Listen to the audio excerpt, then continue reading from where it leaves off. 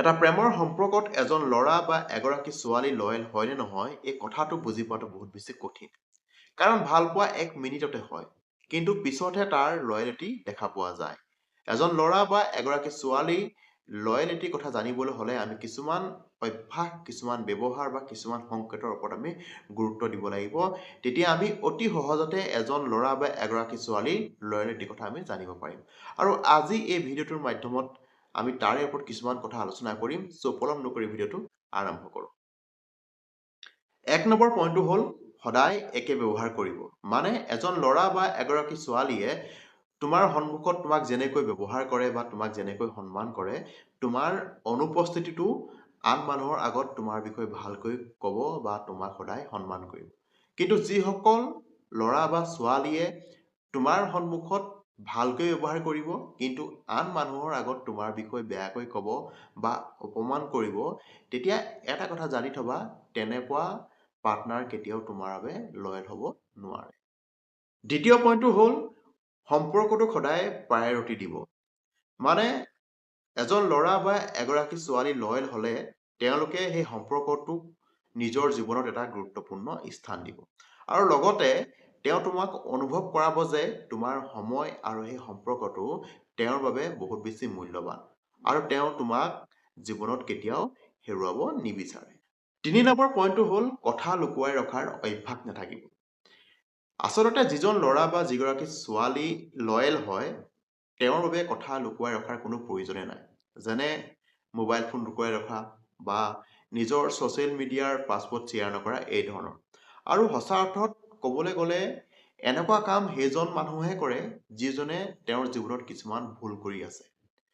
তেওঁৰ মনত এটা ভয় থাকে যে মই যদি মোৰ মোবাইলটো চেক কৰিব দিওঁ বা মোৰ ছ'চিয়েল মিডিয়াৰ প্ৰফাইল মই চেক কৰিব দিওঁ, এই কথাখিনিয়ে এটা মোৰ সম্পৰ্কৰ মাজত সদায় সমস্যা সৃষ্টি কৰিব।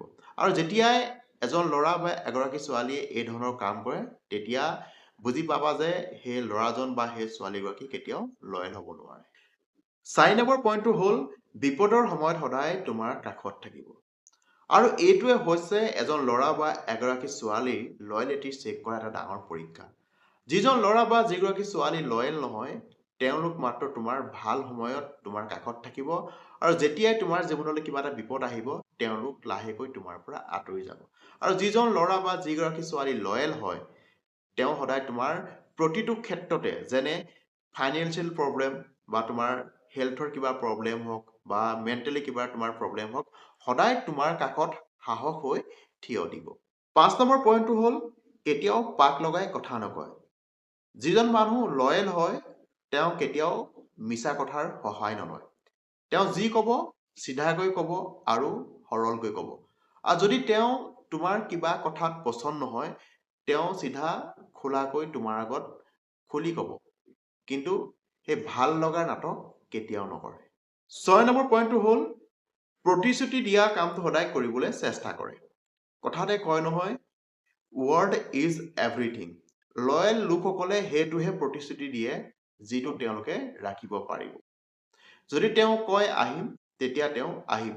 আৰু এটা কথা মনত ৰাখিবা, যিজন ল'ৰা বা যিগৰাকী ছোৱালীয়ে কিবা এটা প্ৰতিশ্ৰুতি দি সেই কামটো কৰে, তেতিয়া জানি থবা যে সেই ল'ৰাজন বা সেই ছোৱালীজনীৰ ওপৰত বিশ্বাস কৰিব পাৰি।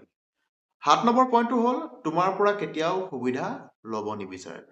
লাগে সেয়া টকা পইচাৰ ক্ষেত্ৰতে হওক, লাগে সেয়া তোমাৰ সময়ৰ ক্ষেত্ৰতে হওক বা শাৰীৰিক সম্পৰ্কৰ ক্ষেত্ৰতে নহওক কিয়। যিজন ল'ৰা বা যিগৰাকী ছোৱালী লয়েল হয়, তেওঁলোকে মাত্ৰ নিজৰ পাৰ্টনাৰজনৰ ফিলিংছৰ ওপৰতহে সদায় গুৰুত্ব দিবলৈ চেষ্টা কৰে। 8 নম্বৰ পইণ্টটো হ'ল যিজন ল'ৰা বা যিগৰাকী ছোৱালী লয়েল হয়, তেওঁলোকে কেতিয়াও তোমাৰ দুৰ্বলতাক লৈ সুবিধা নলয় বা তোমাৰ দুৰ্বলতাক লৈ কেতিয়াও নাহাঁহে বা আনৰ আগত কেতিয়াও মজাক নুৰুৱায়। বৰঞ্চ তোমাক সদায় শক্তিশালী কৰি তোলাত অধিক বেছি গুৰুত্ব দিব আৰু লগতে তোমাক ইম'চনেলি ছেফ অনুভৱ কৰাব। আৰু শেষত এটা কথা সদায় মনত ৰাখিবা যে লয়েলিটি কোনো ডাঙৰ ডাঙৰ কথাত গম পোৱা নাযায়। সঁচা অৰ্থত লয়েলিটি সৰু সৰু কথাবোৰতে গম পোৱা যায়। বন্ধুসকল, এইকেইটা আছিলে সৰু সৰু সাধাৰণ কথা, যিকেইটা মই মোৰ অনুভৱ তোমালোকৰ মাজত মই ভিডিঅ'টোৰ মাধ্যমে শ্বেয়াৰ কৰিলোঁ। যদি ভিডিঅ'টো অকণমান ভাল লাগিছে এটা লাইক কৰিবা, এটা কমেণ্ট কৰিবা আৰু লগতে ইউটিউব চেনেলটো ছাবস্ক্ৰাইব কৰিবা আৰু বেল আইকনটো হিট কৰিবা যাতে আমাৰ কোনো নটিফিকেশ্যন তোমালোকে মিছ নকৰা। চ' আজিলৈ ইমানে, নমস্কাৰ।